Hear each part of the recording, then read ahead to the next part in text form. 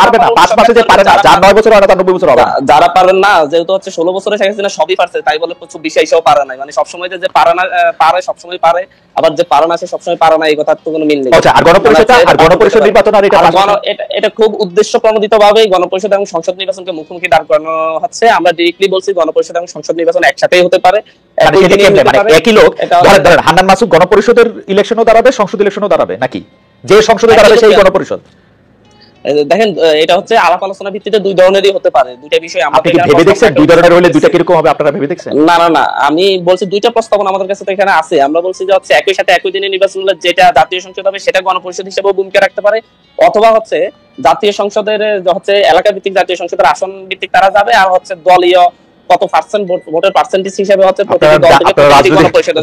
আপনাকে অনেক ধন্যবাদ। রাজনৈতিক দল হওয়ার আগেই আপনারা কেন এত ইকুয়েশন আর ডেস্ক ম্যাটারের মধ্যে যাচ্ছেন জনগণের উপর আস্থা না রেখে? এটা খুবই, আমরা তো জনগণের উপরে ছেড়ে দিতে চাচ্ছি, জনগণকেই বলছি যে তারা আসলে ভোট একটা গণভোট আয়োজন করতে করা যায়। সব ধরনের ভোট, খালি জাতীয় সংসদ নির্বাচন বাদে সব ভোট।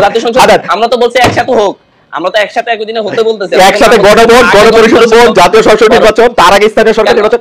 হাওয়ার হান্নান মাসুদ, আপনার সাথে কথা বলা খুবই আনন্দদায়ক, আপনাকে ধন্যবাদ। আমরা একটা শেষ প্রশ্ন নিয়ে আমরা এখন যেতে চাই হচ্ছে জনাব রাকিবুল ইসলাম আপনার কাছে। জনাব রাকিবুল ইসলাম, আপনি শেষ লাইনটি অবশ্যই বলবেন, কিন্তু পাশাপাশি আপনি যদি এটা একটু পরিষ্কার করতেন যে ছাত্র দলের সভাপতি হিসাবে আপনি এইটাই লক্ষ্য এবং কর্তব্য মনে করেন কিনা কোনো না কোনো প্রকারে বিএনপিকে ক্ষমতায় আনা?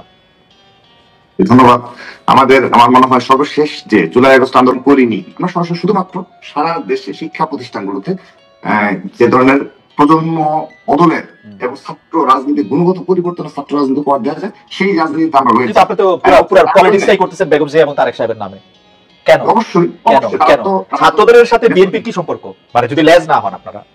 না, আমরা তো সহযোগী সংগঠন, আমাদের লিখিত, আমরা সহযোগী সংগঠন।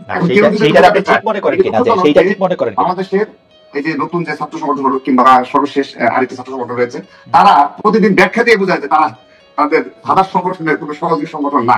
তো এগুলো সাধারণ শিক্ষার্থীরাই নিবে যে জাস্টিফাই করবে যে এগুলো সহযোগী সংগঠন কিনা। আমরা তো ঘোষণাকৃত, আমরা ঘোষণা দিয়ে সহযোগী সংগঠন, আমার গঠনতন্ত্রে এটা উল্লেখ রয়েছে আমরা সহযোগী সংগঠন, অন্য সংগঠন। এটা আপনি মনে করেন কিনা যে এটা ঠিক? আসলে জুলাই আগস্ট আন্দোলনের পরে একটা সহযোগী সংগঠন, যদি শহীদ রাষ্ট্রপতি জিয়াউর রহমানের মতো একজন রাষ্ট্রনায়ক থেকে থাকে, যদি আপসহীন এবং বাংলাদেশের অনুবাদ জনাব তারেক রহমান যদি প্রধানমন্ত্রী হন এবং খালেদা জিয়া সেই যদি দল থেকে আগামী বাংলাদেশের যদি একজন লিডার থেকে থাকে, এটা আমরা বিশ্বাস করি না, সাধারণ জনগণ বিশ্বাস করি।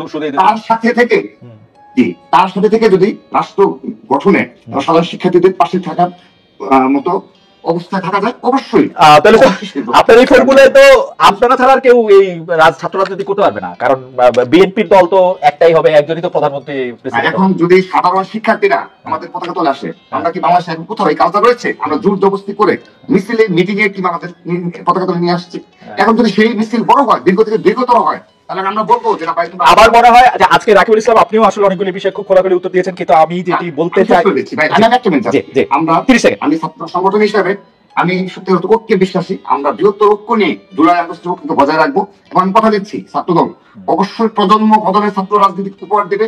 ছাত্র রাজনীতির গুণগত পরিবর্তন ছাত্র সেটা তখনই হবে আপনি যখন বিএনপির ক্ষমতা না আসতে দেবেন। রাখি, আপনি যখন বলবেন আপনি ইন্ডিভিজুয়াল, আমি খালি ছাত্রদের ইয়ে দিয়ে কথা বলি, আমার আদর্শ জিয়া রহমান এটা বলতে পারবেন, কিন্তু আপনি বিএনপির ক্ষমতায় আসেন, তারেক জিয়াকে ভোট দেন, এটা বললে আপনার ছাত্র সংগঠন